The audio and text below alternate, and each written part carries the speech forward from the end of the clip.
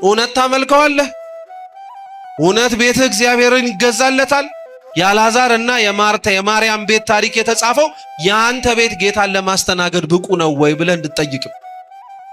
አንዳንዶቻችን እኮ ሳሉን የማንሰራው መኝታ ቤት የምንሰራው ኃጢያት አለ የለም አለ። ስለዚህ አንተ ቤት ለይቶ ወይ ሳሉኑ ብቻ ነው ቅድስና ያለ። ለዛ ነው ቅዱስ ኤፍሬም ሶርያዊ ምን ይላል መሰላችሁ? እጃችሁ ላይ ያለው መጽሐፍ ቅዱስ ላይ ተጽፎ የምታገኙት ታሪክ የአቤልና የቃየል አይደለም፣ የአዳምና ሔዋን ብቻ አይደለም። ስምህን ብትለውጠው የራስ ታሪክ ነው። በገነት ያጠፉትን የመጀመሪያዎቹን ፍጥረታት አዳም ወዴት ነህ ብሎ የጠየቀው ይላል ቅዱስ ኤፍሬም ሶርያዊ አንተን ፈልጎ ነው እንጂ አዳምንማ ካገኘው እኮ ቆየ። ስለ መጻጉም የተጻፈው ስለታመመ በሽተኛ አይደለም፣ ለአንተው ነው ታመህ ለተኛው በኃጢአት ላይ። ስለ አልዓዛርና ስለ ቤተሰቡ የተጻፈው ስለነሱ አይደለም፣ ለአንተው ነው ቤትህን የእግዚአብሔር ቤት እንድታረግለት ለሚናፍቀው። እግዚአብሔር አንዱ በነገራችን ላይ የምንሞትበትን ጊዜ መደበቁ ጥሩነቱ ይሄን ብናውቀው ምንዘጋጅ እንመስላለን እንጂ እንደኛ አጥፍ የለም። ያንተ ቤት እግዚአብሔርን ናግባ ብሎ ጠርቶ ለማስገባት የተዘጋጀ ነው ወይ? ጥቅሱም አለ።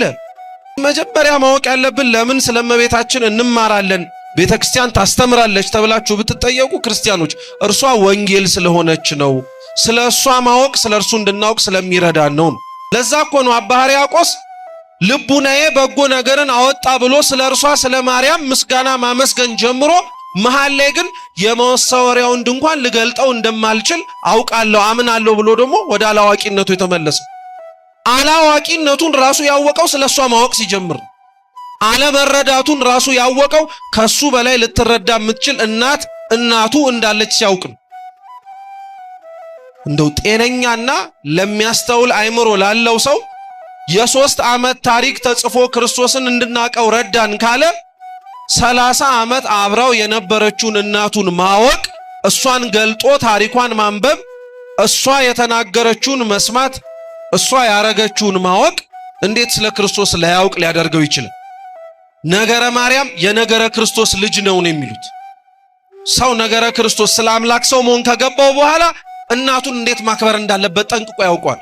ዛሬ ውጪ ሆኖ ስለሷ የሚያገሳው አፉን እያዳለጠው ሁሉ የሚናገረው ክፉ ሰው በሙሉ ንቋት እንዳይመስል መጀመሪያ ልጇም ስላልገባው።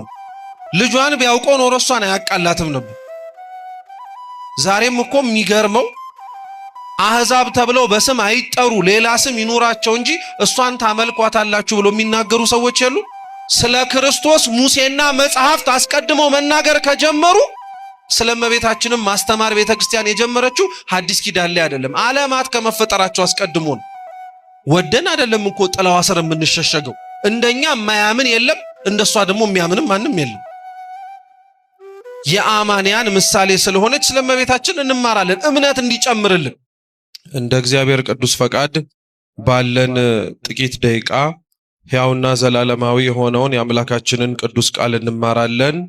ቤተክርስቲያናችን ለምን ስለ ድንግል ማርያም እንደምታስተምር ነው የምንማረው። የትምህርታችንም ርዕስ የሚሆነው አሁን ያልኳችሁ ነው።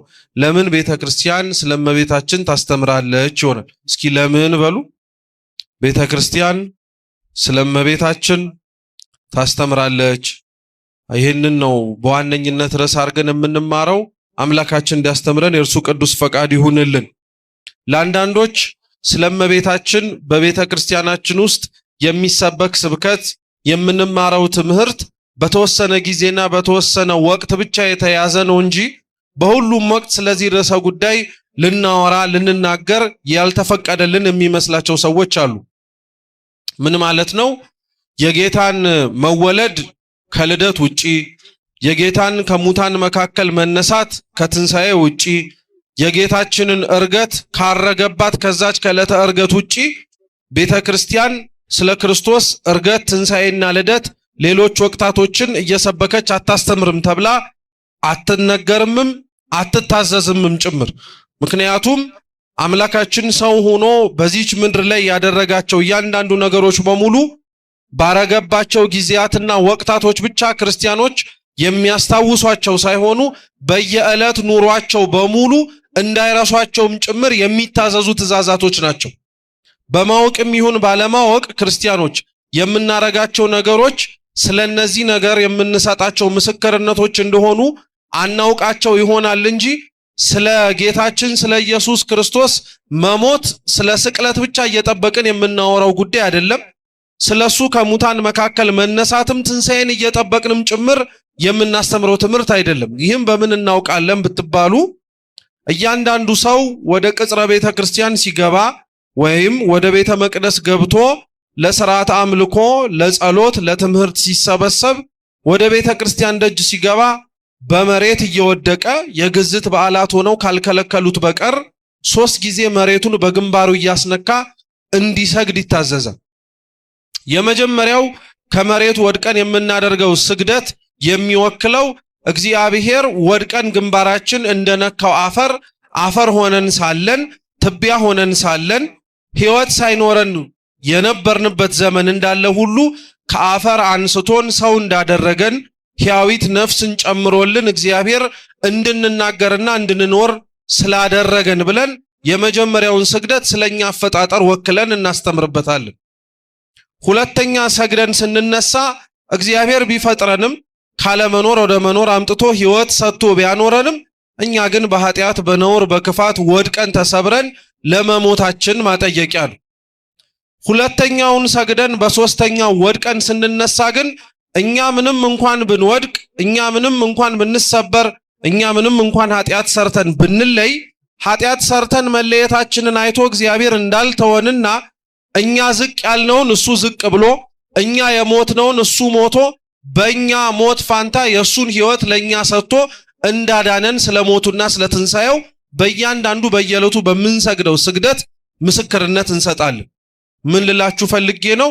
መቼም አንድ ሰው ቤተ መቅደስ ሲገባ 3 ጊዜ የሚሰግደው ስቅለት ሲሆን ወይ ትንሣኤ ሲሆን ወይ የሆነ አጋጣሚ ሲመጣበት ሳይሆን ግዴታ ሁሌም የሚያደርገው ነገር ነው። በዚህ ግዴታ በሚያደርገው በየዘወትር ስግደቱና በየዘወትር ወደ መሬት በሚያደርገው መንበርከክ ውስጥ ግን ከሚያቀርበው የአምልኮ ስግደት ባለፈ እግዚአብሔር እርሱን ለማድረግ ሲል እርሱን ለማትረፍም ጭምር ሲል የከፈለውንም ዋጋም ጭምር እንዲያስታውስ ቤተክርስቲያን በር ወይም ትምህርት አለያም ሥርዓት አዘጋጅታለታለች።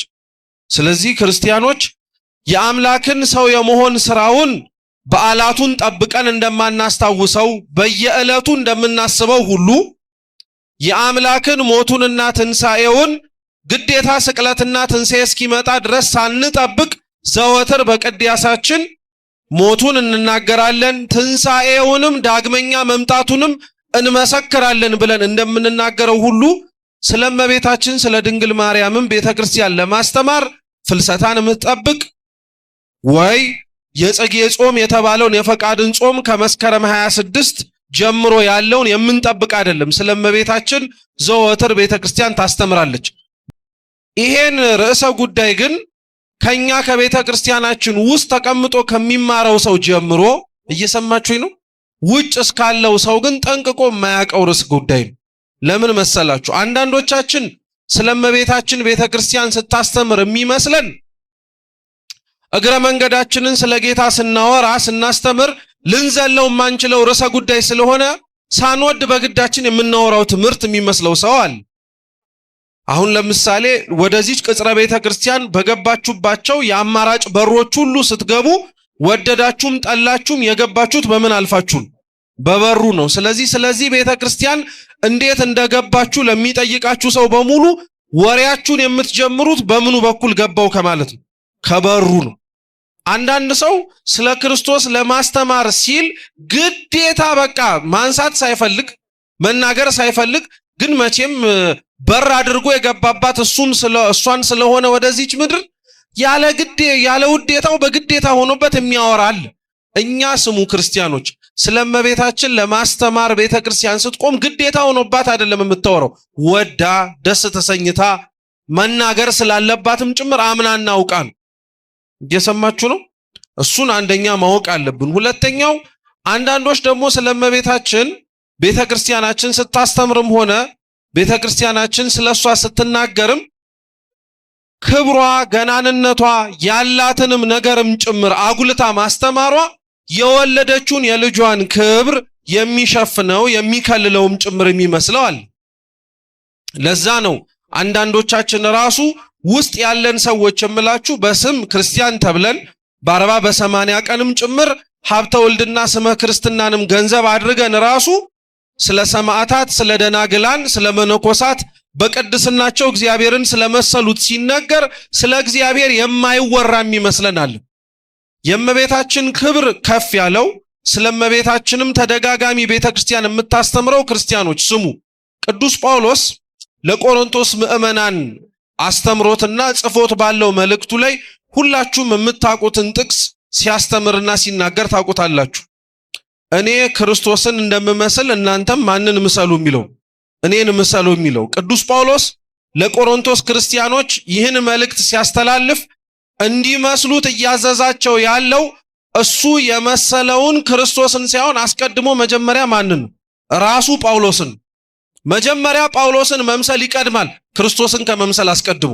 ምክንያቱም እነሱ ጳውሎስን የማይመስሉት ሰዎች ክርስቶስን ለመምሰል የራቁ ሰዎች ስለሆኑ፣ ስለዚህ አስቀድማችሁ መጀመሪያ ክርስቶስን መምሰል የምትሹ ከሆነ የምትፈልጉ ከሆነ እኔን ምሰሏል። ጳውሎስ ራሱ ክርስቶስን ለሚመስሉት ሰዎች አስቀድማችሁ እኔን ምሰሉኝ ብሎ የተናገረው ምን አይነት ሕይወት ቢኖረው ነው? አስቀድሞ አሳዳጅ እንደነበረው ሁላችሁም ታውቃላችሁ። ምንም እንኳን ለኦሪት ካለው ቀናኢነት የተነሳ ልክ ክርስቶስ አምላካችን በወንጌል ሲያስተምር እንደነበረው አንዳንዶች እኔን ያገለገሉ እኔን የጠቀሙ እየመሰላቸው፣ አንዳንዶች እኔን የረዱ እኔን በአገልግሎት የደገፉ እየመሰላቸው እናንተን ያሰቃዩአችኋል፣ ያንገላቷችኋል ብሎ በወንጌል እንደተናገረው ጳውሎስም ክርስቶስን ይከተሉት ለነበሩት ሰዎች በሙሉ ያሳየው የነበረው ጥላቻ ለሰው ካለው ጥላቻ የመነጨ ሳይሆን ለእግዚአብሔር ያለውን ፍቅር ለመግለጥ ካለው ጉጉትና እምቅ የሆነ ፍቅር የተነሳ ነበር። እንዲህም በሉት እንደዛ በሉት ግን ክፋት ክፋት ነው፣ ጽድቅም ጽድቅ ነው። ጥሩ የሆነ ማሳደድ የለም፣ ጥሩ የሆነ መግደል የለም፣ ጥሩ የሆነ ስርቆት የለም፣ ጥሩ የሆነ ውሸት የለም። ውሸት ውሸት ነው፣ ስርቆት ስርቆት ነው፣ ጥላቻም ጥላቻ ነው። ጳውሎስ ስለ ትላንትና ታሪኩ ሳይሳቀቅ የሚያወራው ጳውሎስ ስለ ትላንትና ታሪኩ ሲናገር እንዲህ ነበርኩኝ ብሎ የሚያወራው የሆነ ነገር አለው። የትላንትና የአሳዳጅነት፣ የትላንትና የነፍሰ ገዳይነት፣ የትላንትና ብዙ ሐዋርያትና ሰማዕታት ሲሞቱ ምስክር ሆኖ የቆመው ጳውሎስ የትላንትና ታሪኩን በንስሐ አጥቦ ለቆሮንቶስ ምዕመናን ቆሞ እኔ ክርስቶስን እንደምመስል እናንተ እኔን ምሰሉኝ ብሎ ደፍሮ ከተናገረ ይሄንን ማለቱም ደግሞ ጳውሎስ የክርስቶስን ክብር እየሸፈነ አይደለም ተብሎ የሚሰበክለት ከሆነ የትላንትና የኃጢአት ታሪክ የሌለባት የትላንትና ነውር ፈጸመች ተብሎ ሊነገርላት እንኳን አንደበት ይቅርና ሕሊና ሊያስበው የማይችል የሷ ቅድስናና ንጽህናን ተመልክቶ አንድ ሰው እንዴት ነው እርሷን አይቶ እርሷን አክብሮ እርሷን ከፍ አድርጎ እርሷን የሚገባትን ቤተክርስቲያን ውስጥ የተሰጣትን ቦታ ገልጦ እግዚአብሔርን ሸፈነ ተብሎ ሊነገርለት የሚችል? በእርግጠኝነት እመቤታችን በጳውሎስ ዘመን ላይ ኖራ ለቆሮንቶስ ክርስቲያኖች በሚያስተምርበት ወቅት ላይ ተገኝቶ ቢሆን ኖሮ ራሱ ጳውሎስ እንኳን እኔ ክርስቶስን እንደምመስል እናንተ እኔን ምሰሉ አይልም። እሷ እያለች ቢሆን ኖሮ እኔ ክርስቶስን እንደምመስል የሚለውን አረፍተ ነገር እሷ ክርስቶስን እንደምትመስለው እናንተም እሷን ምሰሏት ብሎ ነበር የሚናገረው። ለዛ ነው ክርስቲያኖች ስለ እመቤታችን የምንማርበትን ቤተክርስቲያንም የምታስተምርበትን ምክንያት ጠንቅቀን ማወቅ አለብን። የመጀመሪያው ለምን ቤተክርስቲያን ስለ እመቤታችን ታስተምራለች፣ ለምንስ ስለሷ አብዝታ ትናገራለች የሚባል ከሆነ የመጀመሪያው ምክንያት እመቤታችን ቤተክርስቲያናችን ውስጥ የምትሰበከውና ስለሷም የምናስተምረው ወንጌል ስለሆነች ነው። እስኪ ወንጌል ስለሆነች በሉ። አንበሉ ምላችሁም በደንብ በሉ። ማስታወሻ ስለማንይዝ አብዛኞቻችን ቢያንስ ስንለው ውስጣችን እንዲቀር እስኪ ወንጌል ስለሆነች በሉ። ጥሩ። ወንጌል የቃሉ አቻ ትርጉም ወይም መዝገበ ቃላታዊ ፍቺው የምስራች ደስታ ተብሎ ነው የሚተረጎመው። ወንጌል ማለት የምስራች ደስታ ማለት ነው። ወንጌል በሚለው ቃል ውስጥ ደግሞ የሚወከሉት ወይም ወንጌል ተብሎ ሲጠራ ክርስቲያን ሁሉ ትዝ ሊለው የሚያስፈልጉት ነገሮች ደግሞ 3 ናቸው።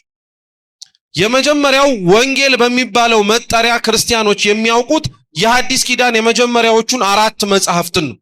የማቴዎስ፣ የማርቆስ፣ የሉቃስ፣ የዮሐንስ ወንጌል። እነዚህ መጻሕፍት ወንጌል እየተባሉ ይጠራሉ። ምን ወንጌል አስባላቸው? እነዚህን መጽሐፍት ምን ወንጌል አስባላቸው? ለምን ወንጌል ተባሉ? ለምን የምስራች ተብለው ተጠሩ ቢባል እነዚህ 4 መጽሐፍት በዋነኝነት የሚያወሩት የሚያስተምሩት ስለ አምላክ ሰው መሆን ነው። ለዚህች ምድር ከተሰበከላት ትልቅ ዜና፣ ለዚህች ምድር ከተነገረላት አዲስ ነገር እስካሁን ወደፊትም ጭምር ሊመጣ የማይችል አንድ የተደረገ ነገር ቢኖር የአምላክ ሰው የመሆን ነው። ከዚህ በላይ ትልቅ ተአምር ለዚህች ምድር ሊደረግላት አይችልም። ተደርጎላታልም ጭምር። ትልቅ ተአምር ነው። የአምላክ ሰው የመሆን ዜና ትልቅ ተአምር ነው። ትልቅ የምስራች ነው። ትልቅ ዜና ነው። እንደዚህ 4 መጽሐፍት ስለ አምላክ ሰው መሆን ነው የሚያወሩት። በዚህች በኖረባት በ33 ዓመት ቆይታ ውስጥ በመሬት ላይ በተለየ መልኩ እንዴት እንዳስተማረ የቃሉን ትምህርት፣ የእጆቹን ተአምራት፣ ያረጋቸውን ነገሮች በሙሉ ተጽፈው ይገኛሉ 4ቱ ወንጌላት ውስጥ። ስለዚህ መጀመሪያ ወንጌል የሚባለው እነዚህ 4 መጽሐፍት እንደሆነ እንዳትረሱ። እነዚህ 4 መጽሐፍት ውስጥ ወንጌላውያን ስለ ክርስቶስ የሚችሉትን ያክል ጽፈዋል። ሁሉንም አልጻፉም። የሚችሉትን ያክል ጻፉ የተባሉትን ግን ጽፈዋል። አንዳንድ ሞኝ የሆነ የዋ የሆነ ሰው ግን አለ። ወንጌል ላይ ሁሉም ተጽፎ ያለቀለት ይመስልና ምንም ነገር ወንጌል ላይ ቢፈልግ የማያጣም ይመስሉ። ወንጌላት እንኳን ሁሉ ነገር ስለ ክርስቶስ ጽፈው ሊያስቀምጡ ይቀርና እሱ ስላረጋቸው ተአምራት ራሱ ሙሉ በሙሉ ጽፈው አልጨረሱ። ይሄም በምን እናውቃለን ብትሉ ራሳቸው ወንጌላውያኑ እንደዛ ብለው ስለተናገሩ። ቅዱስ ዮሐንስ ወንጌላዊ በዮሐንስ ወንጌል ምዕራፍ 20 ቁጥር 30 ላይ፣ በዮሐንስ ወንጌል ምዕራፍ 21 ላይ 2 ተመሳሳይ የሆኑ ሐሳቦችን ተናግሯል። እንደሱም ምንድናቸው? ጌታችን መድኃኒታችን ኢየሱስ ክርስቶስ ያደረጋቸው ብዙ ምልክቶች እንዳሉ፣ ሁሉን በእያንዳንዱ ቢጻፉ ግን ለተጻፉት መጽሐፍት ራሱ ዓለም እንደማይበቃቸው መስክሮ ተናግሯል። እስኪ ምልክት በሉ። ምልክት ማለት በግዕዝ ተአምር ማለት ነው። ጌታ በመሬት ላይ ያረገው ተአምር ብዙ ነው። ሁሉ በእያንዳንዱ ቢጻፍ ለተጻፉት መጽሐፍት ራሱ ዓለም አይበቃቸውም ብሎ ተናገረ ማለት ዮሐንስ ተጽፎ የምታነቡት ተአምር ራሱ ፈጽሟቸዋል ተብሎ የተነገሩት ሁሉም አይደለም። ሁሉም ቢጻፍማ ለተጻፈው መጽሐፍት ራሱ ዓለም መሸከም አይችልም አለ። ራሱ ቅዱስ ዮሐንስ ደግሞ ምን አለ? ምንም እንኳን ሁሉም ተአምር ተጽፎ ተመዝግቦ ሊገኝ የማይችል ቢሆንም የተጻፈው ግን እርሱ ክርስቶስ ኢየሱስ እንደሆነ በስሙ ታምኑ ዘንድ ጽፈንላችኋል አለ። ስለዚህ 2 ነገር ልብ ብላችሁ ያዙልኝ። አንደኛ ሁሉም አልተጻፈም። ሁለተኛ የተጻፈው ግን ለማመን በቂ እንደሆነ ነው። እኒህን 2 ነገሮች ወንጌል ራሱ ስለ ራሱ ሲመሰክር እናገኘዋለን። ስለዚህ ወንጌላቱ ሁሉም ነገር የተጻፈበት አይደለም። አስፈላጊ ናቸው ተብለው የተናመነባቸው ነገሮች፣ ያስፈልጋሉ ተብለው መቀመጥ ያለባቸው ነገሮች ግን ተጽፈው ተመዝግበው አግኝተናቸዋል። ይሄ ወንጌል ብለን የምንጠራው 4ቱ መጽሐፍት የሐዲስ ኪዳን የመጀመሪያ መጽሐፍት ናቸው። ሌላው ስለ ወንጌል ማወቅ ያለባችሁ ነገር ወይም ማወቅ ያለብን ደግሞ ምንድነው? ወንጌላውያን ጸሐፊያኖቹ የተለያዩ ይሁን እንጂ የሚያወሩት ርዕሰ ጉዳያቸው ግን አንድ ነው። ማቴዎስም፣ ማርቆስም፣ ሉቃስም ዮሐንስም ስለ አምላክ ሰው መሆንና ይህ ሰው የሆነው አምላክ ደግሞ እኛን እንዴት እንዳዳነን ነው ዋነኛ ጉዳያቸው።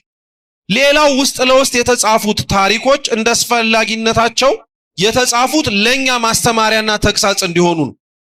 ዋና ጉዳያቸው ግን ስለ አምላክ ሰው መሆን። ወንጌል የሚባለው መጀመሪያ 4ቱ መጽሐፍ ነው። ሁለተኛው ወንጌል እየተባለ የሚጠራው ደግሞ ጌታችን ኢየሱስ ክርስቶስ ነው። ማን አልኳችሁ? ጥሩ።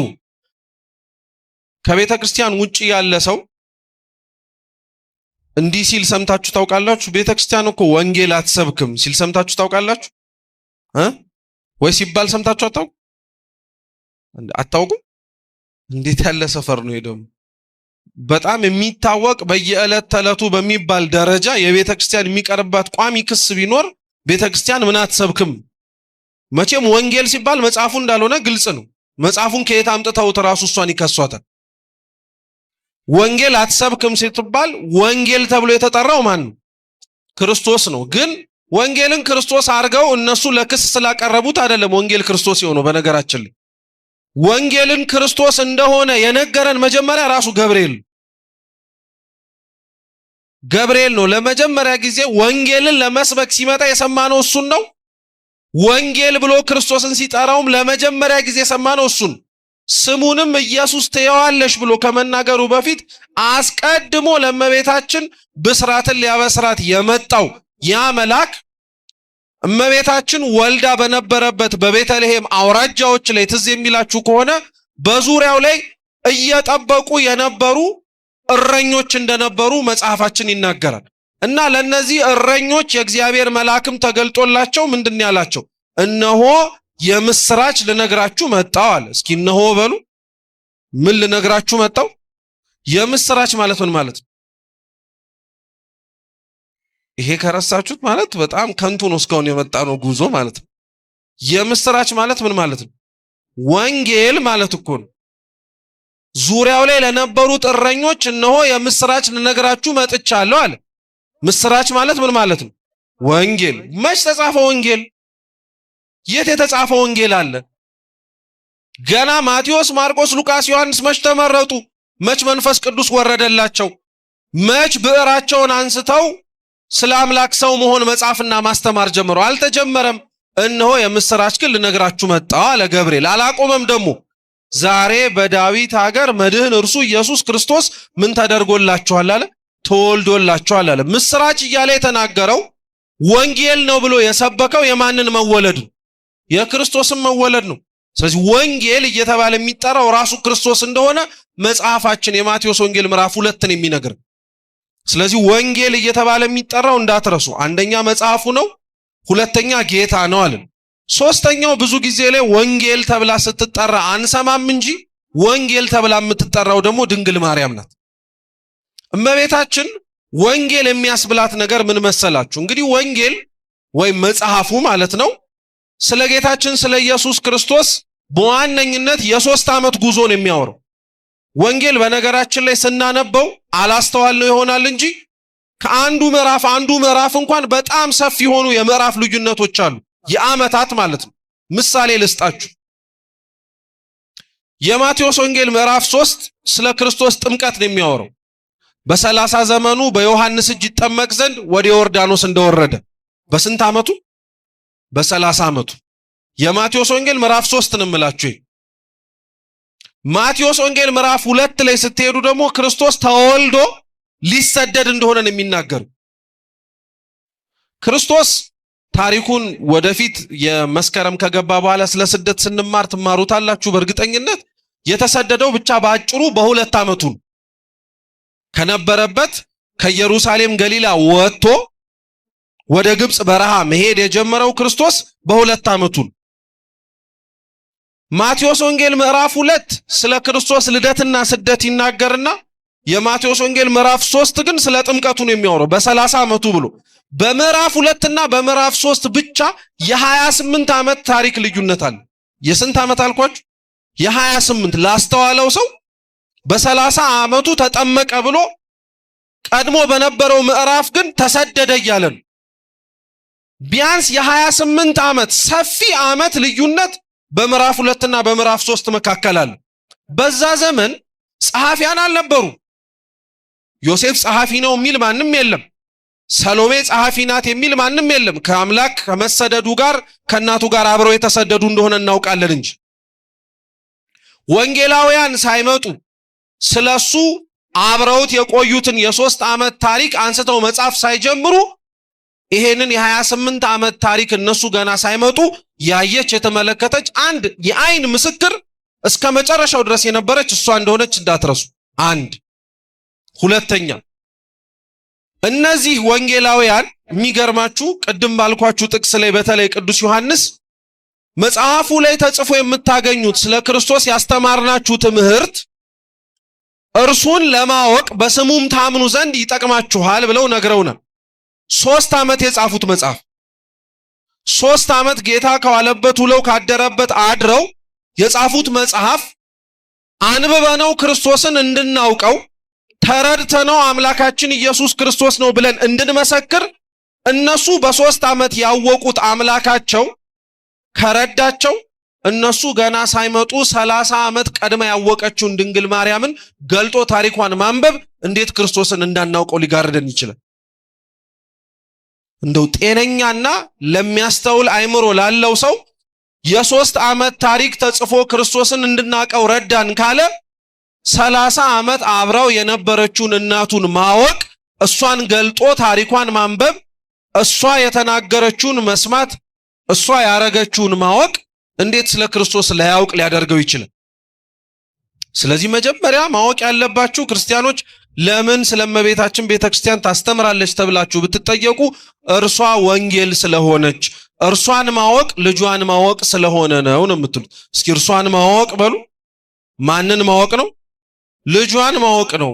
ስለሷ በደንብ ማወቅ፣ ስለሷ በደንብ መረዳት፣ ስለሷ በደንብ ለማወቅ መሞከር ልጇን ማወቅ ነው። ይሄ እንደው ወቅቱ አልፎ ተገናኘን እንጂ በየዕለቱ በአጽዋማቱ ወቅት ላይ ሲነበብ ሲተረጎም የምትሰሙት የውዳሴ ማርያም የቅዳሴ ማርያም ትምህርት በሙሉ ስሙ ቅዳሴ ማርያም ውዳሴ ማርያም ይሁን እንጂ አብዛኛው ትኩረቱ አድርጎ የሚናገራቸው ሐሳቦች ግን ስለ አምላክ ሰው መሆን። እንደውም የሚገርም ነገር ልንገራችሁ። ቅዳሴ ማርያም ስሙ ቅዳሴ ማርያም ይባላል እንጂ በጣም የምስጢረ ሥላሴ ትምህርት መጽሐፍ እንደሆነ ታውቃላችሁ? ስሙ ቅዳሴ ማርያም ይባላል እንጂ ስለ አምላክ ሰው መሆን ስለ ምስጢረ ሥጋዌ የሚያወራ መጽሐፍ እንደሆነ ታውቃላችሁ? ስሙ እኮ የእሷ ነው። ታሪኩ የሚናገረው ስለ እርሷ ነው። እርሷን በማወቅ ሂደት ውስጥ ግን ይበልጥ ጠልቀን አውቀ ነው የምንረዳውና የምናውቀው ግን ስለሱ ነው። ለዛ እኮ ነው አባ ሕርያቆስ ልቡናዬ በጎ ነገርን አወጣ ብሎ ስለ እርሷ ስለ ማርያም ምስጋና ማመስገን ጀምሮ መሃል ላይ ግን የመሰወሪያውን ድንኳን ልገልጠው እንደማልችል አውቃለሁ አምናለሁ ብሎ ደግሞ ወደ አላዋቂነቱ የተመለሰ። አላዋቂነቱን ራሱ ያወቀው ስለሷ ማወቅ ሲጀምር፣ አለመረዳቱን ራሱ ያወቀው ከሱ በላይ ልትረዳ የምትችል እናቱ እንዳለች ሲያውቅ ነው። ስለዚህ መጀመሪያ ማወቅ ያለብን ለምን ስለእመቤታችን እንማራለን ቤተክርስቲያን ታስተምራለች ተብላችሁ ብትጠየቁ ክርስቲያኖች እርሷ ወንጌል ስለሆነች ነው። ስለ እሷ ማወቅ ስለ እርሱ እንድናውቅ ስለሚረዳን ነው። ሁለተኛው ለምን ስለእመቤታችን ቤተክርስቲያን ታስተምራለች ብለን ስንጠየቅ የምንሰጠው መልስ ደግሞ ሐዋርያት ስላስተማሩን እና ስለጻፉልን ነው። እስኪ ሐዋርያት በሉ። ስላስተማሩን ስለጻፉልን የተሰበሰብንባት ይህች ቅድስት ቤተክርስቲያን አምነን በሃይማኖት ጸሎት ምስክርነት እንደምንሰጠው ሐዋርያት የሰበሰቧት ነው። ሐዋርያት የሰበሰቧት ማለት ጌታችን ኢየሱስ ክርስቶስ መሰረቱን የጣለላት በሐዋርያት ትምህርት፣ በሐዋርያት ሥርዓተ አምልኮ፣ በሐዋርያዊ ክህነት የታጠረች ናት ማለት ነው። እዚህ ያለ ማንኛውም ኦርቶዶክሳዊ ክርስቲያን ሐዋርያዊን ትምህርት ይቀበላል። ጌታ ከሐዋርያት የተማሩትን ሐዋርያዊ ሥርዓተ አምልኮ ይቀበላል። ሐዋርያት ከጌታችን ኢየሱስ ክርስቶስ የተቀበሉትን አሰረ ክህነት ይቀበላል፣ ይጠብቃል። ሐዋርያዊ ሥርዓተ አምልኮ ይቀበላል። ምን ማለት ነው? ጌታ ለሐዋርያት ያስተማራቸውን የምስጢረ ቁርባን የቅዳሴ ሥርዓት ይፈጽማሉ፣ ይቆርባሉ፣ ያስቀድሳሉ ማለት ነው። ሐዋርያት በሰበሰቧት ማለት አንደኛው ትርጉሙ እሱ ነው። ታዲያቺ ሐዋርያት የሰበሰቧት ያለንባት ቤተክርስቲያን ሐዋርያት እንደ መሰብሰባቸውና እንደ ማስተማራቸው ሐዋርያት ብዙ ነገር ለኛ ለክርስቲያኖች ስለ ክርስቶስ አስተምረውን። አንዱ ቅድም ያልኳችሁ ካለንም ሰዓት አንፃር ላለማስፋት ጉዳዩን ሐዋርያት ለኛ ያስተማሩንና አሳልፈው ሰጥተውን የሄዱን ነገር ምንድነው? ሀብት ቢባል ትምህርታቸው ነው፣ ወንጌል ነው። እዛው ወንጌል ላይ ነን። ብዙ ቦታ ረግጠን ብዙ ነገር ሳንይዝ ከምንሄድ ወንጌል እንደምታውቁት ሐዋርያት ለሰበሰቧት ለቤተ ክርስቲያን ሀብት ይሁን እንጂ መነሻ ምክንያት አድርጎ ግን የተጻፈው ለዚህች ቤተ ክርስቲያን አይደለም። የማቴዎስ ወንጌል ለምሳሌ ወንጌሉን የጻፈው በመነሻ ምክንያት ለኛ አይደለም፣ ለአይሁድ ነው። ለአይሁድ የተጻፈው ግን ለማን ተረፈ? ለኛ ነው የተረፈው። ማቴዎስ ወንጌሉን የጻፈው ለአይሁድ ነው፣ ያው ለእውቀታችንም እንዲረዳ። ለዛ ነው አይሁድ ስለ ዘር ሐረግ ስለ እገሌ ገሌን ወለደ ስለሚል በጣም ቋሚ የሆነ አመለካከት አላቸው። ማንን እንደወለደ ጠንቅቀው ማወቅ ይፈልጋሉ። እኔ ግን እምላችሁ ይሄ የአይሁድ የዘር ማጥናት ልማድ እኛም ጋር ያለው ከነሱ ወስደው ነው ይሁን? እኛም በጣም ለዘር ጉዳይ እኮ ክርር ያለንን ታውቃላችሁ። አይሁድም ለዘር ጉዳይ በጣም ክርር ያሉ ናቸው። ማን ማንን እንደወለደ ጠንቅቀው ሳይዘሉ ነው ማወቅ የሚፈልጉት። እና የማቴዎስ ወንጌል የሚጀምረው በዘር ሐረግ ነው። እገሌ ገሌን ወለደ፣ እገሌ ገሌን ወለደ እያለ ማለት ነው። እና ይሄን ማቴዎስ የጻፈበት ምክንያት ምንድነው? በሚወዱት እነሱ ቦታ በሚሰጡት በዘር ጉዳይ ተነስቶ ስለ ክርስቶስ ለመስበክ እንዲመቸው ነው እንጂ ለኛ አሁን ለሐዲስ ኪዳን አማንያን ተብሎ የተጻፈ አልነበር። ግን ፍጻሜው ለኛ ረድቶና አሁን ይሄን ስላችሁ እንዴ ምን ማለት ነው ታዲያ? መጽሐፍ ቅዱስ ለኛ አልተጻፈም ማለት ነው እንዳትሉ። ለኛ ነው የተጻፈው። የእግዚአብሔር ቃል ሰርክ አዲስ ነው። የእግዚአብሔር ቃል ትላንትና የነበረ ዛሬም ያለ ነገም የሚኖር ያው ነው። የተጻፈበት የመነሻ ምክንያት ጽሕፈት ግን ሊለያይ ይችላል። ማንም ከኛ መካከል ሙሴ ኦሪት ዘፍጥረትን የጻፈው ለኢትዮጵያውያን ነው እንደማይል እርግጠኛ ነው። ዘጸአትም እንደዚሁ፣ ዘሁልቅ፣ ዘሌዋውያንም ሌሎቹ ሁሉም የመጽሐፍ ቅዱስ መጽሐፍት በሙሉ ምክንያተ ጽሕፈት የመነሻ ምክንያት አላቸው። ለዛ ነው የማቴዎስ ወንጌል የመጀመሪያው ምክንያተ ጽሕፈቱ ለአይሁድ ነው። የማርቆስ ወንጌል ለአሕዛብ የተጻፈ ነው፣ ለማያምኑት ለግብፅ። ድሮ ያኔ ማርቆስ ሰብኮ ካለማመን ወደ ማመን ከመመለሳቸው በፊት የነበሩት ግብፃውያን ማመን እንዲችሉ በቅዱስ ማርቆስ መንበርለት ላይ ለጸናችሁ ለግብፅ ሰዎች የተጻፈ ነበር። የሉቃስ ወንጌል የተጻፈው ለግለሰብ ነው። አምላክን ይወዳል ተብሎ ለሚጠራ ቴዎፍሎስ ተብሎ ለሚጠራ ሰው። የሐዋርያት ሥራም የተጻፈው ለዛው ሰው ነው። ግን አሁን ይሄ ለገሌን የተጻፈው ተብሎ ማንም ሰው አላነበውም አይልም። መነሻ ምክንያቱ ያ ይሁን እንጂ መዳረሻው ለኛ ስለሆነ እየሰማችሁኝ ነው። መነሻው ለዛ ይሁን እንጂ መዳረሻው ለኛ ነው። ምን ልላችሁ ፈልጌ የመሰላችሁ ክርስቲያኖች፣ እያንዳንዱ ወንጌላውያን ወንጌላቸውን በሚጽፉበት ጊዜ ላይ ዋነኛ ጉዳያቸው ክርስቶስ ይሁን እንጂ ስለ ክርስቶስ አብረው የሚያጠነጥኑ የሌሎች ሰዎች ታሪክ ግን መጽሐፍ ቅዱስ ላይ ተጽፎ ታገኛላችሁ። ለምሳሌ ከወንጌላት ሁሉ የከበረ ወንጌል ነው የሚባለው የዮሐንስ ወንጌል ነው። የዮሐንስ ወንጌል ከሁሉም ወንጌላት የከበረ ነው። ቅዱስ ዮሐንስ አፈወርቅ እንዲያውም የዮሐንስ ወንጌል ማለት ለመጽሐፍ ቅዱስ እንቁ ነው ይላል እና ሲመስለው ራሱ መጽሐፍ በጥቅሉ ጭንቅላት ነው ይላል። መጽሐፍ ቅዱስ ጭንቅላት ነው ይላል። ወንጌል ዘውድ ነው ይላል። የዮሐንስ ወንጌል ደግሞ ዘውዱ ላይ ያለው ፈርጥ እንቁ ነው፣ ማጌጫው ማብሪያው ማለት ነው። እና የዮሐንስ ወንጌል ስለ አምላክ ሰው መሆን ቀዳማዊነት በጻፈበት ልክ በዛው ልክ ደግሞ ስለ ሌሎች ጉዳዮችም ጽፏል። ለምሳሌ የዮሐንስ ወንጌል 38 ዓመት ሙሉ ተኝቶ አልጋው ላይ ሲማቅቅ ስለነበረ አንድ መጻጉዕ ስለሚባል ድዊ በሽተኛ ጽፏል። አሁን የመጻጉዕ ታሪክ የዮሐንስ ወንጌል ላይ መጻፍ ለምን አስፈለገ? ካልጠፋ ሰው ላይም የመጻጉዕ ታሪክ የተጻፈው ግን መጻጉዕ ቢያንስ ታሪኩ የተበላሸ ስለሆነ እኛም ደግሞ የመጻጉዕን ታሪክ ሰምተን እኛም ካለንበት ደዌ መዳን እንደምንችል ፍንጭ ለመስጠት አይደለም። ስሙ በደንብ።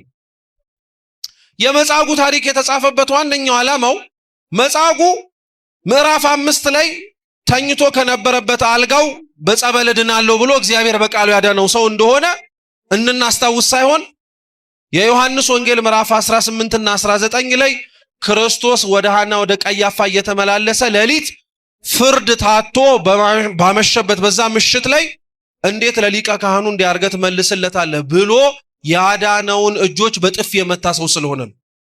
የመጻጉዕ ታሪክ የተጻፈው ዛሬ አምነነው ነገ ለምንከዳው ሰዎች መወቃቀሻ እንዲሆን። የመጻጉዕ ታሪክ ግን ብቻ አይደለም የዮሐንስ ወንጌል ላይ ያለ የአልዓዛርና የቤተሰቡ ታሪክም አለ። ለምን ስንት ቤተሰብ እያለ ስለነሱ ብቻ መጻፍ አስፈለገ? ጉዳዩ ስለ ሁሉም ቤተሰብ መጻፍ አይደለም፣ ማስተማሪያ እንዲሆን ነው። ስለ አልዓዛርና ስለ ቤተሰቡ የተጻፈው ክርስቶስ ያርፍበት ዘንድ እኮ ብዙ ማረፊያ ነበረው፣ ብዙ ወዳጅ ነበረው። እንደው ሌላ ወዳጅ እንኳን ቢጠፋ 12 ሐዋርያት እኮ አሉ። ጥለውት የመጡበት ቤት እንኳን እኮ ለማረፊያ ብለው መመለስ ይችላሉ። ኧረ ተውት፣ እሱም ይቅር። ክርስቶስ ታስታውሱ ከሆነ የሉቃስ ወንጌል ምዕራፍ 2 ላይ በትንሽነት እድሜው ወይም ልጅ በነበረበት ጊዜ ላይ ከመቤታችን ጠፍቶ ቤተ መቅደስ ተገኝቶ ነበር እና እኔና አባት እኮ ተጨነቅን፣ የጠፍተ ነው ሲል ብላ እመቤታችን ለክርስቶስ ስትነግረው ምን ነበር ያላት? ይሄ አባቴ ቤት ነው ያላት። እንደው ሌላ ማረፊያ እንኳን ቢጠፋ የራሱ ቤተ መቅደስ አለ ልላችሁ። ስለ ቤተ መቅደሱ ስለሚያርፍባቸው ብዙ ሰዎች ታሪክ መጻፍ እየቻለ ለምን ስለ አልዓዛርና ስለ ቤተሰቡስ መጻፍ አስፈለገ? ልብ ብላችሁ ስሙ አደራችሁ። ወንጌል ላይ ስለ እነዚህ ሰዎች የተጻፈበት ዋነኛው ምክንያት እግዚአብሔር ያርፍበት ዘንድ የመረጠው ቦታ ቤተ መቅደስ ብቻ ሳይሆን የእናንተንም ቤት እንደሆነ እንድታውቁት ነው። የእናንተ ቤት የዚህ ቤተ መቅደስ ንጽህና ሊኖረው ያስፈልጋል። አያርገው እንጂ የእያንዳንዱ የክርስቲያን ቤት ዘመን ከፍቶ ቤተ መቅደስ ተዘግቶ ሁላችንም እንደነበርንበት እንደ ዘመነ ሰማዕታት ስደት ላይ ብንወጣ ወገን እንዳትሳሳት፣ መሰዊያውን ይዘን የምንመጣው አንተ ቤት ነው። ቅዱስ ቁርባኑን ለማሳረግ ካህናት የሚገኙት አንተ ቤት ነው። እያንዳንዱ የክርስቲያን ቤት ቤተ ክርስቲያን ስለሆነ ግን ተመልከት፣ የአልዓዛር እና የማርታ የማርያም ቤት ታሪክ የተጻፈው የአንተ ቤት ጌታን ለማስተናገድ ብቁ ነው ወይ ብለህ እንድትጠይቅ። የአንተ ቤት እግዚአብሔርን ናግባ ብሎ ጠርቶ ለማስገባት የተዘጋጀ ነው ወይ? ጥቅሱም አለ። ያ ጥቅስ ትዝ አላችሁ? ትንቢተ መጽሐፈ ኢያሱ ምዕራፍ 23 ቁጥር 15 ላይ ያለው እኔና ቤቴ ግን ማንን እናመልካለን? እውነት ታመልከዋለህ? እውነት ቤትህ እግዚአብሔርን ይገዛለታል? ሳሎንህ እንደ መኝታ ቤትህ፣ እንደ ማድ ቤትህ፣ እንደ ግቢህ ሁሉም በአንድ ስምረት የተስማማ እግዚአብሔር ስሙ የሚቀደስበት ቦታ ነው። አንዳንዶቻችን እኮ ሳሎን የማንሰራው መኝታ ቤት የምንሰራው ኃጢአት አለ የለ አለ። ስለዚህ አንተ ቤት ለይቶ ወይ ሳሎኑ ብቻ ነው ቅድስና ያለ። እያንዳንዱ ታሪክ ለዓላማ ነው የተጻፈው ሁሉም። ይሄን የዮሐንስን ወንጌል ምሳሌ አነሳውላችሁ እንጂ ማርቆስም እንዲሁ የጻፈው ታሪክ አለ፣ ሉቃስም እንዲሁ የጻፈው አለ፣ ማቴዎስም የጻፈው አለ። ስለዚህ ወንጌላውያኑ ዋነኛ የትኩረት አቅጣጫቸው ክርስቶስ ሆኖ ሳለ ለምንድነው ስለሌላ ጉዳዮች የሚያስተምሩት? ለምን ስለሌላ ጉዳይ ጻፉ? የጻፉበት ምክንያት ስለ ክርስቶስ ሐሳባችንን ለመስረቅ ለመሸፈን ሌላ ጉዳዮችን ለመናገር አይደለም። ወንጌላት የተጻፉበት ዓላማው ስለ ክርስቶስ ይሁን እንጂ አንባቢዎቹ እኛ ነን። ብዙ ሐሳብ ያለው ሐሳቡን ሰብስቦ ለማንበብ እንኳን የራሱን ታሪክ ውስጥ ፈልጎ ቢያጣው የሚያቆም ሰው ነው የሚያነበው። ለዛ ነው ቅዱስ ኤፍሬም ሶርያዊ ምን ይላል መሰላችሁ? እጃችሁ ላይ ያለው መጽሐፍ ቅዱስ ላይ ተጽፎ የምታገኙት ታሪክ የአቤልና የቃየል አይደለም፣ የአዳምና ሔዋን ብቻ አይደለም። ስምህን ብትለውጠው የራስ ታሪክ ነው። እግዚአብሔር በገነት ያጠፉትን የመጀመሪያዎቹን ፍጥረታት አዳም ወዴት ነህ ብሎ የጠየቀው ይላል ቅዱስ ኤፍሬም ሶርያዊ አንተን ፈልጎ ነው እንጂ አዳምንማ ካገኘው እኮ ቆየ። አዳምን እኮ ካወጣው ከሳቱ ቆየ። ልቡ እንደተከዘ እንዳዘነ መዳን እንደሚፈልግ አውቆ ካወጣው ቆየ። አሁንም አዳም ወዴት ነህ የሚለው ያንተን ስም ለውጠህ ወዴት እንደሆንክ እንድታቀው። ስለ መጻጉም የተጻፈው ስለታመመ በሽተኛ አይደለም፣ ለአንተው ነው ታመህ ለተኛው በኃጢአት ላይ። ስለ አልዓዛርና ስለ ቤተሰቡ የተጻፈው ስለነሱ አይደለም፣ ለአንተው ነው ቤትህን የእግዚአብሔር ቤት እንድታረግለት ለሚናፍቀው። እንደዛ ስትመለከቱት ወንጌላት በዋነኝነት አቅጣጫቸው እኛን ወደ ክርስቶስ ስቦ ለማቅረብ ነው። እኒህ ወንጌላት ላይ ታዲያ ስለ እነዚህ ጉዳዮች ተጽፎ እንደምናገኘው ሁሉ በእያንዳንዱ ቦታዎች ላይ በየሁሉም ባይሆንም በእያንዳንዱ ቦታዎች ላይ ደግሞ ስለማን ተጽፎ ታገኛላችሁ ብትባሉ ስለእመቤታችን። አንዳንዶቻችን በጣም ቅር ይለናል። በተለይ ስለሷ ተኮር የሆኑ ጥያቄዎች በሚነሱባቸው መድረኮች ሁሉ እልህ አስጨራሽ የሆነ ክርክር ውስጥ ይገባና እስኪ መጽሐፍ ቅዱስ ላይ ያሳየኝ የሚባል ነገር ሲመጣ ምን አለ በተጻፈና በተገላገለ እንላለን።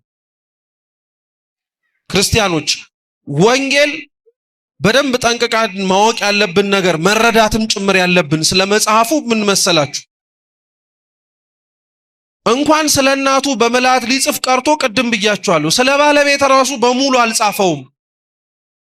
ጽፈውን የምናገኘውንና ተመስግቦልን የምናገኛቸው ነገሮች ግን በቂ ናቸው። አሁን በጣም የሚገርመኝ ለኔ ልንገራችሁ። እርግጥ ነው አዎ ስለ እመቤታችን ብዙ ቦታ ወንጌል ላይ ተጽፎ አታገኙ። ግን የተጻፈው ቀላል ነው። ተራ ቦታ ነው መሰለኝ ተጽፎ ያገኛችኋት መሰለኝ። ቤተልሔም ላይ እኮ ነው ያገኛችኋት ጌታ ጋር ማለት ነው። ቃና ዘገሊላ እኮ ነው ያገኛችኋት ከጌታ ጋር ማለት ነው። ቀራንዮ እኮ ነው ያገኛችኋት ከጌታ ጋር ማለት ነው። ከሙታን መካከል ሲነሳ እኮ ነው ያገኛችሁት ከእናቱ ጋር ማለት ነው። ሁሉም ቦታ ተጽፋ አልተገኘችም ማለት ተጽፋ የተገኘችበት ቦታ ቀላል ነው ማለት ነው? አይደለም አይደለም። ትልቅ ቦታዎች ላይ ነው ተጽፋ ያገኘናት። ሲቀጥልስ ስለሷ ብዙ ነገር ተጽፎ አናገኝም? አዎ አናገኝም፣ እናውቃለን። ግን ያለ ምክንያት ነው አይደለም። ሐዋርያት ምንም እንኳን ስለሷ አምላክን ስለምትመስለው እውነት መልኳ የአምላክ ስለሆነው ስለሷ ብዙ መጽሐፍ ቢፈልጉ ምክንያት ስላላቸው ነው። አይሁድ አንደኛ ስለሚያስተምሩት ትምህርት ምክንያት ምንም እንኳን ወንጌላውያኑ ስለእመቤታችን መጽሐፍ ቢፈልጉ መጽሐፍ አልቻሉ። አይሁድ እንደምታውቁት እንኳን ክርስቶስ እሷን የአምላክ እናት ናት ብሎ አምኖ ለመቀበል ይቅርና የወለደችውን ልጇን ራሱ እንኳን እኮ አምላክ ነው ብሎ አያምኑበትም። ቢያምኑትማ ኖሮ ጳውሎስ በመልእክቱ እኮ ነገረን፣ ባልሰቀሉት ነበር አለ። አያምኑትም። እሱን እንዴት እሱን ሳያምኑት እሱን እንግደለው እያሉ ለሚያቀማማ ሰው እሷ ናት የወለደችው አክብሯት ተብሎ ይሰበካል? አይሰበክም። መጀመሪያ ርዕሰ ጉዳዩ አምኖ ማንም ሰው ወደ ቤተ ክርስቲያን አንድነት ለመምጣት መቀበል ያለበት ነገረ ክርስቶስን። ስለ አምላክ ሰው መሆን መጀመሪያ ጠንቅቆ ማወቅ፣ ማመን፣ መረዳት አለበት። ከዛ በኋላ ነው ነገረ ማርያም የሚመጣው። ለዛ ነው አበውም ሲናገሩ ነገረ ማርያም የነገረ ክርስቶስ ልጅ ነው የሚሉት። ሰው ነገረ ክርስቶስ ስለ አምላክ ሰው መሆን ከገባው በኋላ እናቱን እንዴት ማክበር እንዳለበት ጠንቅቆ ያውቋል። ዛሬ ውጪ ሆኖ ስለሷ የሚያገሳው አፉን እያዳለጠው ሁሉ የሚናገረው ክፉ ሰው በሙሉ ንቋት እንዳይመስል፣ መጀመሪያ ልጇም ስላልገባው። ቢገባውም እሱ ኖሮ እንዴት ሊንቃት ይችላል እንዴ? ትዝ አላችሁ ልበ አምላክ ቅዱስ ዳዊት በመዝሙሩ እኮ ምን ብሎ ተናግሮ ነበረ መሰላችሁ? እግሩ በቆመበት ስፍራ ሁሉ ምን እናረጋለን አለ። እስኪ እግሩ በሉ።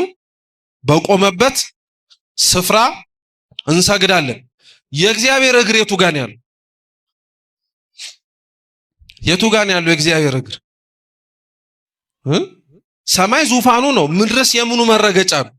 እሺ እግሩ የት አለ ታዲያ? አረ በለው እየመለስኩላችሁም እየተጠይቃችሁ መራተው ሰማይ ምኑ ነው አልኳችሁ? ዙፋኑ ነው። ምድርም የምኑ መረገጫ ናት። እሺ እግሩ የት ነው ያለው? በሁሉም ቦታ ነው እግዚአብሔር ያለው ለማለት ነው። ግን ዳዊት ያለውን እስኪ እውነት በተመስጦ አድንቁት፣ በደንብ አድርጋችሁ አሰላስሉት እስኪ። እግሩ በቆመበት ስፍራ እንሰግዳለን አለ። የእግዚአብሔር እግር የእግዚአብሔር የሌለበት ቦታ እንደሌለ እኮ እናውቃለን። ግን እግሩ የቆመበት ቦታ በተለየ መልኩ ቢባል አንደኛ መቅደሱ ነው። እግሩ በቆመበት ስፍራ እንሰግዳለን ማለት እሱ ባለበት በመቅደሱ ስፍራ እንንበረከካለን አለ። እግሩ ካለበት ቦታ እግሩ ላለበት ቤተ መቅደስ ተንበርክኮ እንዴት ነው እግሩን ለነሳበት ማህፀን ሰው የማይሰግደው? ታዲያ እውነት ሰው እመቤታችንን ካለማወቅ የተነሳ ይመስላችኋል ሌላ ነገር የሚያወራው? ልጇን ካለማወቅ ነው እንጂ ልጇን ቢያውቀው ኖሮ እሷን አያቃላትም ነበር። እርሱ ለቆመበት ስፍራ ክብር ከተገባው እሱ ላደረበት ማህፀን እንዴት ነው የማይደነቀው? እንዴት ነው ከፍ ከፍስ ሊደረግ የማይችለው? እንደዛ ብሎ እንደመጠየቅ ማለት ነው። ስለዚህ ስታስቡት ራሱ ሐዋርያት ምንም እንኳን ስለሷ ለመስበክ ለማስተማር ቢፈልጉም ያልቻሉት እሷን እንደሷነቷ ለመቀበል ልጇን እንዳምላክነቱ የማይቀበሉት አይሁድ መካከል ስለነበሩ ብዙም ማስተማር አልቻሉ። ስለዚህ ስለ አምላክ ሰው መሆን በወንጌላቸው በስፋት ተናገሩ። ስለሷ ብዙ መናገር ይፈልጉ ነበር፣ ነገር ግን አልቻሉ። ለሚሰብኩት ሰው ተስፋ ሲነገርለት ለነበረው ሰው ልጅ በሙሉ አምላክ ሰው እንደሆነ ለማስቀደም ተገደዱ። አንድ ሁለተኛው ሐዋርያት ስለ እመቤታችን ብዙ መጽሐፍ እየፈለጉ ያልጻፉት ደግሞ ስለ አሕዛብ ምክንያት ነው። አይሁድ አምላክ ሰው አይደለም ብለው ያምናሉ። አሕዛብ ደግሞ ከዛ ከፍ ያለ ደግሞ ሌላ ትምህርት ነው ያላቸው። ምን ብዙ አማልክት። ለአሕዛብ ክርስቶስን አምላክ ነው ብሎ መስበክ ቀላል ነው። ለምን? ክብር ይግባውና ከጣዖታት መካከል አንዱ ነው ብሎ ደምሮ እንደማምለክ ቀላል ስለሆነ ለአሕዛብ። ለዛ እኮ ነው አሕዛብን ለማስተማር ደቀ መዛሙርት ሐዋርያት ሲወጡ መጀመሪያ ጣዖቶቻቸውን እንዲጥሉ ነው የሚያደርጓቸው። ጣዖታቸውን ሳይጥሉ ስለ ክርስቶስ መስበክ፣ ሌላ አምላክ አለ ብሎ መናገር በጣም ቀላል ነው። ብዙ አማልክት ስላሉ ባናውቀው ነው ይሄኛውንም ብሎ ጨምሮ እንደማምለክ። እንግዲህ ይሄ አይነት ዝንባሌ ላላቸው ለአሕዛብ፣ ብዙ አማልክት አሉ ብለው ለሚያምኑት አሕዛብ፣ ይሄ ደግሞ ብቻ አይደለም እኮ ስሙ፣ አሕዛብ አማልክትን ይወልዳሉ ብለው ደግሞ ያምናሉ። እየሰማችሁ ነው? አማልክትን ይወልዳሉ። ልክ ወንድና ሴት በጋብቻ ሌላ ልጅ ይወልዳሉ እንደሚባለው አሕዛብ የማያምኑት የጥንት ሰዎች አማልክትን ይወልዳሉ ብለው ያምኑ ነበር። ይሄ ደግሞ ዳርዳሩ ምን መሰላችሁ? እሱን አምላክ ነው ብሎ ጣዖቱን ሳያስጥሉ ለማሳመን በጣም ከባድ ነው አልኳችሁ። ለምን? ጣዖቱን ሳይጥሉ እርሱን አምላክ ነው ብላችሁ ብታስተምሯቸው ከጣዖቱ አንዱ አድርገው ጌታን ሊደምሩት ስለሚችሉ፣ እሷን ደግሞ የአምላክ እናት ነሽ ብሎ መስበክ በጣም የሚከብደው ለምንድን ነው?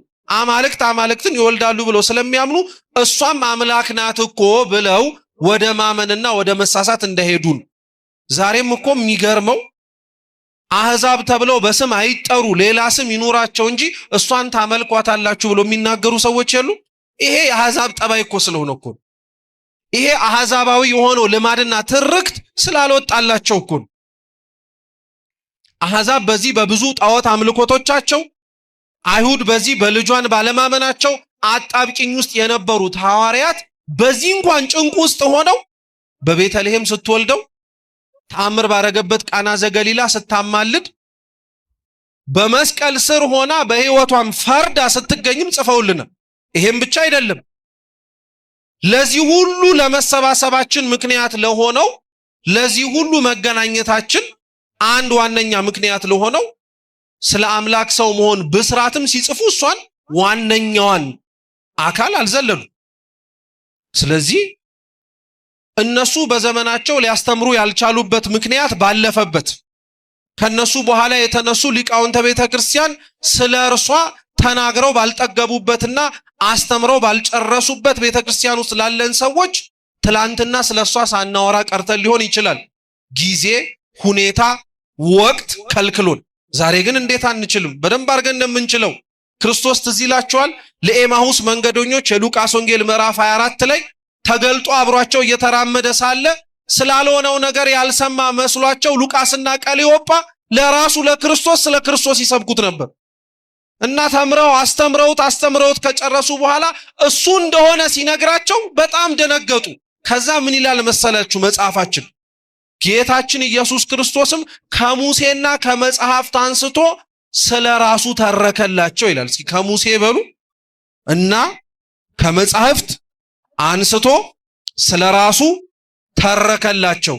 ምን እያላቸው መሰላችሁ? እናንተ ስለኔ ያወቃችሁት አሁን ነው እንጂ ስለኔ መነገርና መሰበክ የጀመረው ከሙሴና ከመጽሐፍት ዓለም ገና ከመፈጠሩ አስቀድሞ ከተፈጠረም በኋላ እናንተ ሳትመጡ ስለኔ እየተነገረ ነበራል። ለዛ እኮ ነው ክርስቲያኖች ልብ ብላችሁ ስሙ፣ ያላችሁባት ቤተ ክርስቲያን ስለ አምላክ ማስተማር የምትጀምረው በሐዲስ ኪዳን አይደለም፣ ከብሉይ ኪዳን ጀምሮ ነው።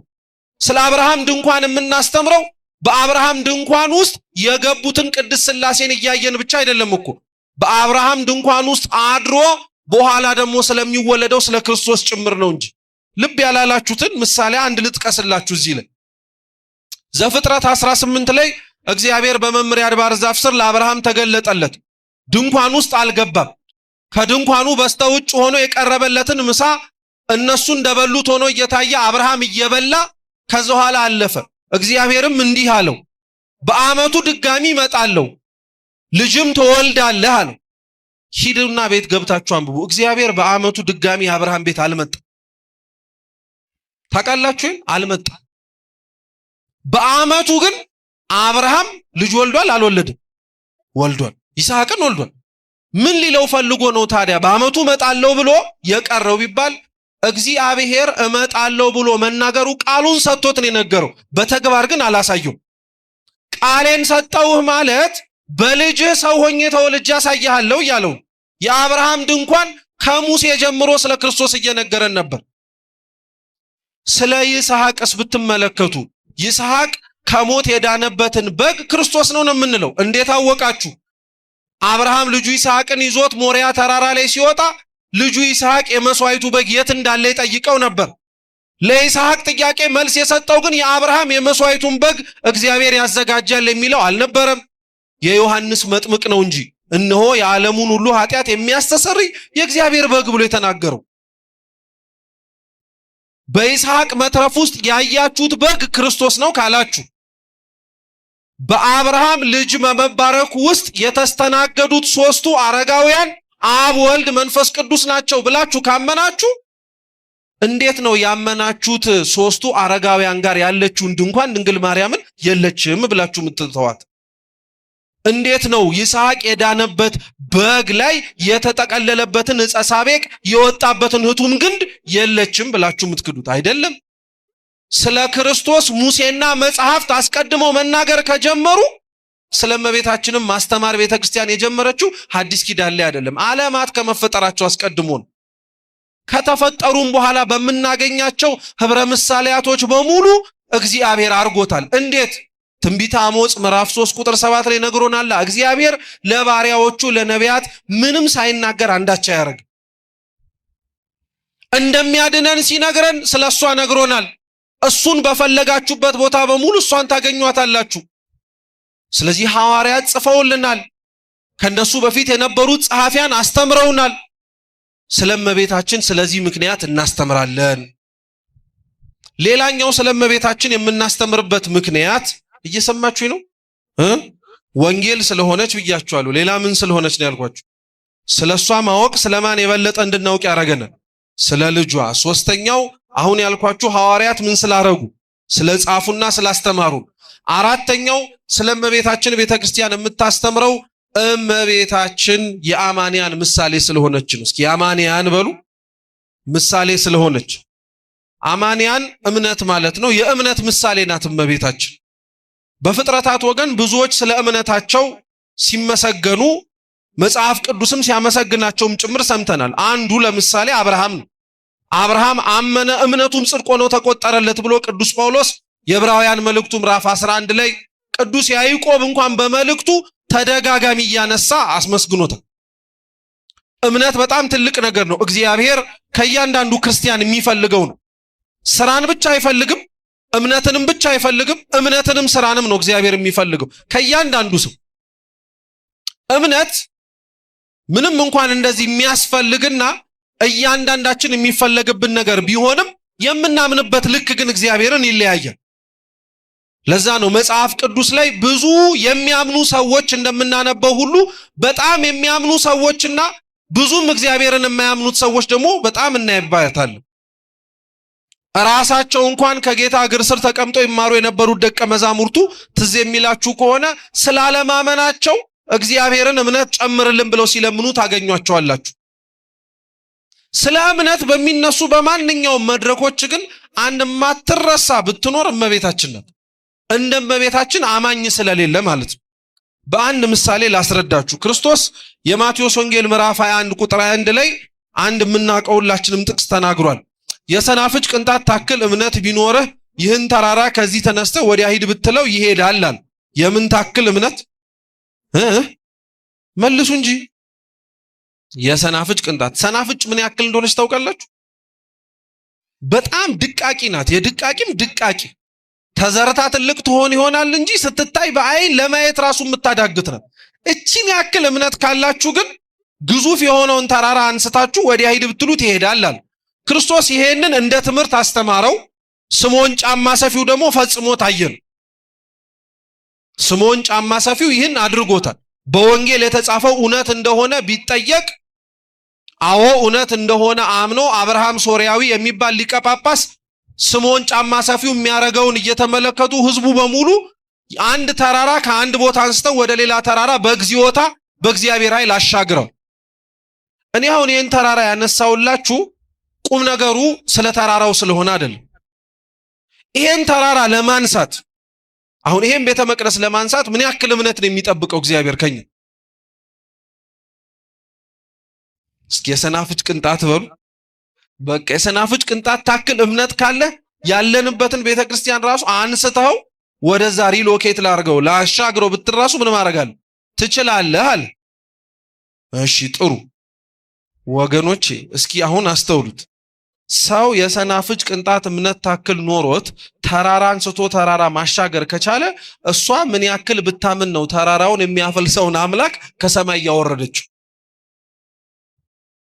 እንዲህ አይነት እምነት ያለው ሌላ የምታውቁት ሰው አለ?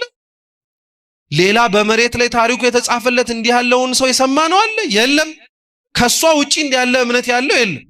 ሌላው መሬት ላይ ያለ ነገር ሲያንቀሳቅስ አይተናል። ሌላው ውሃ ሲያፈልቅ አይተናል። ሌላው ባህር ሲከፍል አይተናል። ይህንን ሁሉ ሊያደርገው የሚችለውን አምላክ ግን አውርዶት ማህፀን ውስጥ ሲያስገባው አላየን። ከዚህ ያክል እምነት ከዚህ የበለጠ ማመን የት ይገኛል? ወደን አይደለም እኮ ጥላዋ ስር የምንሸሸገው። እንደኛ የማያምን የለም፣ እንደሷ ደግሞ የሚያምንም ማንም የለም። የአማንያን ምሳሌ ስለሆነች ስለመቤታችን እንማራለን እምነት እንዲጨምርልን። እኛ የቀዘቀዘብን አንዱ አምላክ ሰው የሆነበት ዘመን ላይ ሲናገር እንደሰማነው የመጨረሻው ዘመን ምልክቶች መካከል አንዱ እምነት ምን ያደርጋልን? ይቀዘቅዛል አይደል ያለው እግዚአብሔር አምላካችን። የቀዘቀዘው እምነታችን እንዲሞቅልን፣ የተባረደው እምነታችን እንዲግልልን እኮ ነው እሷ ጋር የምንጠጋው።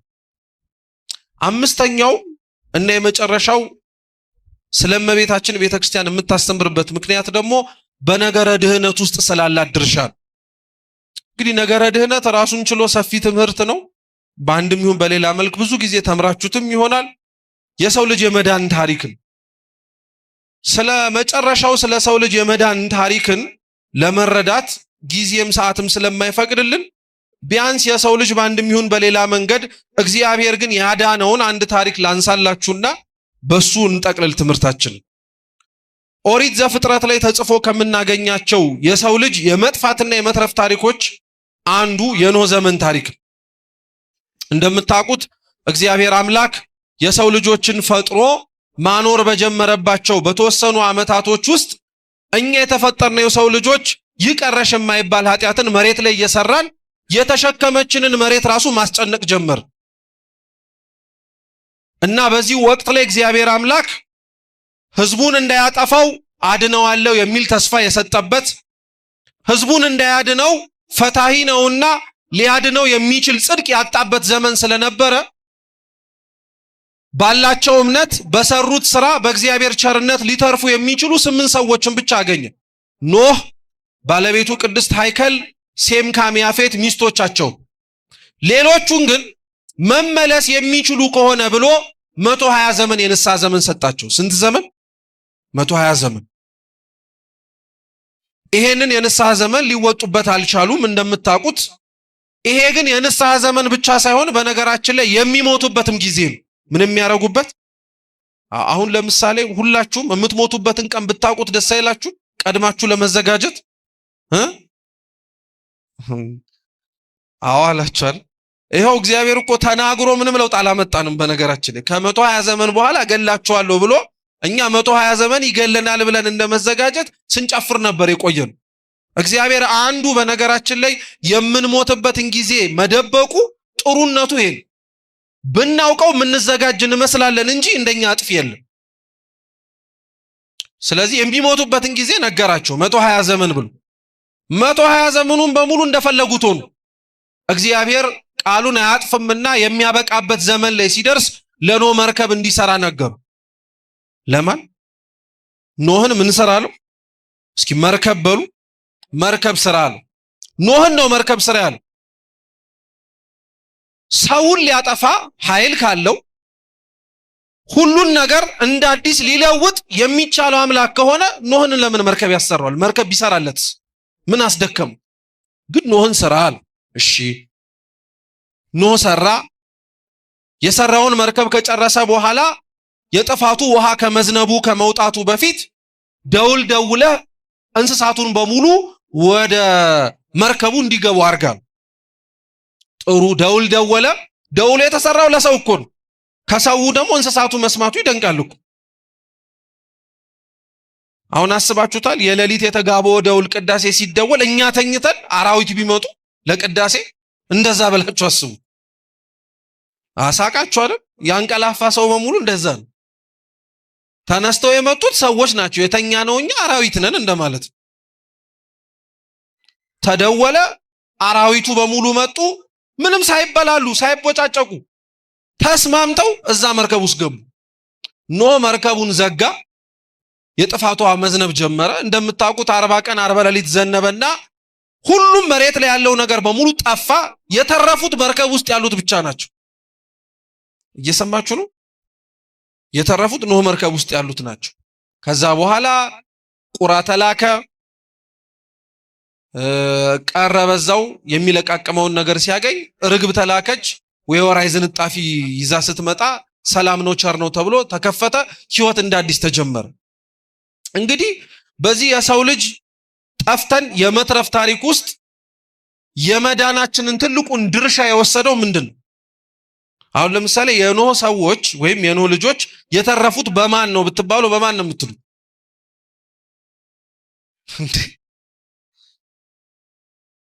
ከደከማችሁ ይብቃን፣ ችግር የለም። ኖህና ቤተሰቡን አራዊቱን ያዳነው ማን ነው? እግዚአብሔር ነው? መርከቡን? ቶሎ በሉ መልሱ እንጂ። መርከቡ ነው? እግዚአብሔር ነው? እግዚአብሔር ነው። ስለዚህ መርከቡ የለም ማለት ነው? አለ። ስለዚህ እሺ ያዳናቸው ማን ነው? አንዱን በሏ። መርከቡ ነው? ያዳናቸው ማን ነው? እግዚአብሔር ነው። መርከቡ ምንም ስራ የለው አለው። ምን አረገ? ከለላቸው አይደል? እንዳይመታቸው። ስለዚህ መከለሉስ ማዳን አይደለም እንዴ? ከውሃው አይደለም? እሺ እንደዛ እስከሆነ አሁን ጸሎት ስትጸልዩ መስቀል አዳኛችን ነው ትላላችሁ አይደል? እሺ ያዳናችሁ ማን ነው? መስቀሉ ነው፣ የተሰቀለው ጌታ ነው። ስለዚህ እንጨቱ ዋጋ የለውም ማለት ነው። ተው ታዲያ እያስተዋላችሁ መልሱ እንጂ። ያዳነን እግዚአብሔር ነው። ሲያድነን ምክንያት አድርጎ የተጠቀመበት ግን ምኑን ነው? መርከቡን ነው። መርከቡ ምክንያት ነው።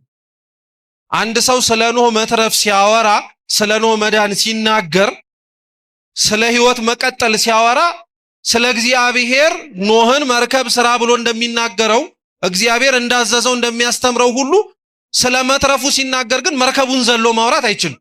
አብሮ ስለምኑ ይናገራል? ስለ መርከቡ ያወራል። ስለ መዳኑ ስለ ኖህ ምክንያት ሲናገር መርከቡ አይረሳም ማለት ነው። እሱን አንድ ብላችሁ ያዙልኝ። ሁለተኛ ይሄንን መርከብ የሰራው ኖህ ነው ወይስ እግዚአብሔር? እናንተ ታሪኩን ስትሰሙት ዘሉታላችሁ።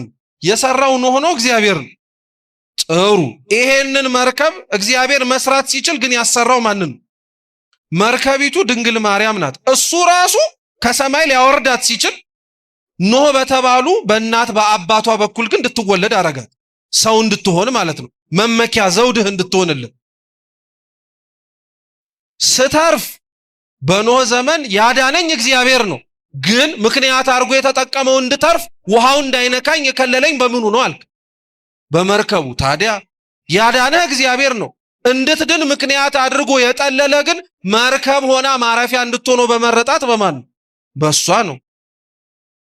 ጥሩ። የሚገርመው የኖህ መርከብ ያዳነችው ደውሉን ሰምተው የገቡትን 8 ሰዎች ብቻ ሳይሆን ደውሉን ሰምተው የመጡትን ሌሎች ምኖችን ጭምር። እመቤታችን አታሳዝንም ታዲያ? የምታማልደው አምናሃት እንዲህ ተሰብስበህ እልል ለምትልላት ሰው በሙሉ አይደለም፣ ጠልቷት ለሚነክሳት ላውሬም ጭምር ሸፍነውም ጭምር እንዲማር ትለምናለች። ፍቅሯን በልባችን ያሳድርብን፣ የሰማነውን በልቡናችን ሰሌዳ ይጻፍልን።